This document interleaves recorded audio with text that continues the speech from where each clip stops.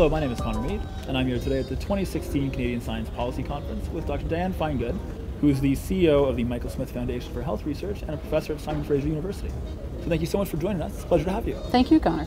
So, to get us started off, why don't you tell us just a little bit about the panel that you're hosting this afternoon about federal provincial health research?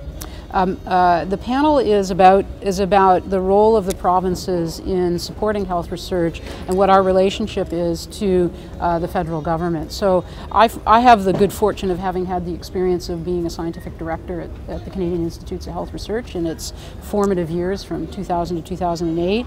And then over the last 5 years, I've been serving in the role as President and CEO of the Michael Smith Foundation. So I can kind of see the relationship from both sides of the fence. And it's an interesting one, and one that we need to continue to work on because often when you're in the federal government agency at CIHR, you forget about the fact that there are provinces that support health research in very focused and important ways. And when you're in the province, you just get frustrated because the federal government's organizations are just making decisions that affect your life and your strategic priorities. So I think we have to find a better way to have a dialogue between the organizations. Michael Smith, for example, was created in the year 2000.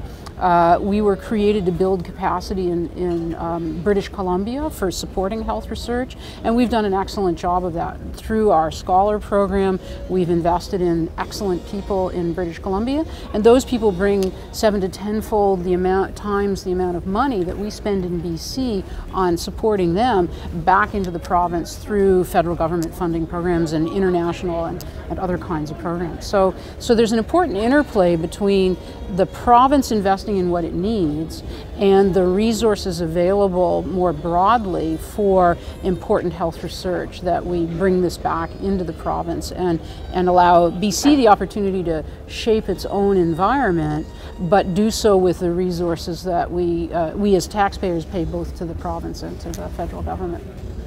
Fantastic. So what do you think are some of the most pressing challenges regarding health research in terms of measurement, evaluation, and communication? Oh, there's lots of challenges there. Certainly, we have in Canada, in comparison to a lot of countries, an excellent starting place in the framework that was created a number of years ago by a former colleague, Cy Frank, through the Canadian Academies of Health Sciences. The impact framework that was developed there is something that's been used by the provincial organizations through an organization called NAFRO, or the National Alliance of Provincial Health Research Organizations. That group has brought together our research and evaluation folks to really figure out how to use this framework in a positive and a productive way. So I think in Canada we're actually making some significant strides in measuring impact and the impact of the decisions that we take provincially on health research and on health outcomes, and even the broader economic and social outcomes that we're looking for from health research.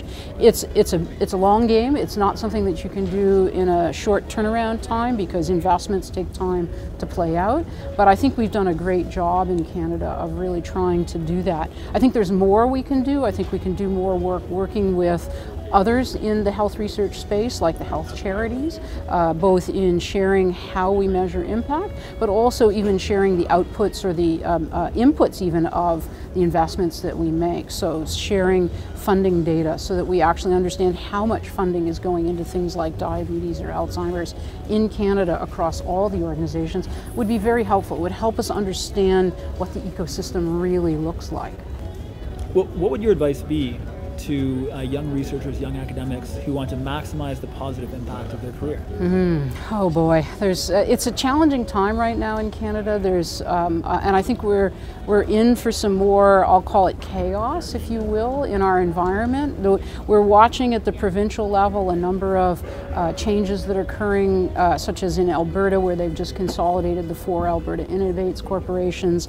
In Nova Scotia, they've now put all the research research organizations funded by the province under one banner. So there's those kinds of changes create a little bit of chaos. They make it difficult for somebody like a young researcher to say, hey, so where's my place in this thing? What's it going to look like in the future? I would say don't worry about those changes that you see in the environment. I would say what's important is for you to be to know yourself well, to know what you're good at, what you like to do. Those may not be the same things, but that's okay. But seek those opportunities that allow you to maximize both what you're good at and what you like to do. And as somebody who's been through a lot of different positions in my life, don't think that the decision you make tomorrow about that PhD program or that master's program or whatever it is you decide is the last decision you'll ever make. I think about the example in my case where I thought, oh, that decision about where I'm going to grad school, that is just like the last really big decision I've got to make. It's going to form my career. And so I went and I looked at the different institutions, and I did all of that, and I chose the institution and the supervisor I wanted to work with, and I arrived the first day to the lab and met the graduate student who'd been there for 8 years, who wasn't there when I visited, who said, get out as fast as you can. So my hopes were dashed that this was the right decision, but in the end it actually turned out to be the right decision because I ended up in the right place, which led me to that other thing that ended up being a great PhD program. So I guess I think the advice is don't overthink the decision. Use your intuition, feel what's right to you, understand what you're good at and what you like to do, and find that place where you can do those things, and find the way to make it for yourself, right? So and you don't know, you may go somewhere else after that. I had the privilege of serving as an inaugural scientific director for CIHR. CIHR didn't exist when I was a researcher, right? And it came into being, and I thought, well, that could be an interesting thing to do, and it changed my life. It was a hugely exciting and productive time. It allowed me to really explore much more broadly the things that I could influence and have impact on. Fantastic. So, what do you think is the value of the Canadian Science Policy Conference in terms of getting all these great people together? What do you think are the most important outcomes of that?